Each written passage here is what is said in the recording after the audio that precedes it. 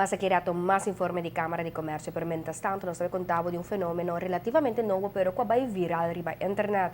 Wega di tende di Ouija board, essa un wega na onda com papia de espírito. Well, desde alguns simang internet domina pa e wega com a nome de Charlie Charlie. Su origen está de México y está insera un wega con un pida papel y dos patload. Mayor nang tiene cuenta pa su wega aquí está diabólico. Nos colega Alejandra Forero de Noticiero Español, Pulso Latino, a investigar el caso y te contamos más. Consiste en dividir una hoja en 4, escribir sí en 2 partes y no en las otras 2. Se colocan 2 lápices encima de las líneas de división para formar una cruz.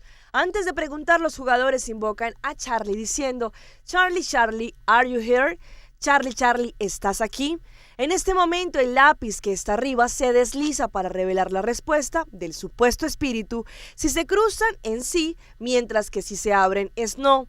El juego, que podría ser originario de México, ha revolucionado las redes sociales. Varios usuarios han subido videos en los que muestran cómo se mueven los lápices. Según las reglas de Charlie, si sus jugadores no se despiden correctamente diciendo Charlie, Charlie, el supuesto fantasma les empezará a molestar. Incluso hay quienes afirman que han sido seguidos por espíritus diabólicos, que han visto sombras y escuchando risas tenebrosas. Aunque para muchos conocedores de temas paranormales, este es un pasatiempo inocente de los adolescentes, en donde 2 jugadores soplan ligeramente el lápiz para que se mueva, la supuesta aparición de Charlie ha generado pánico entre los internautas, llegando a creer en el juego, que es real y que abre una puerta a los espíritus demoníacos.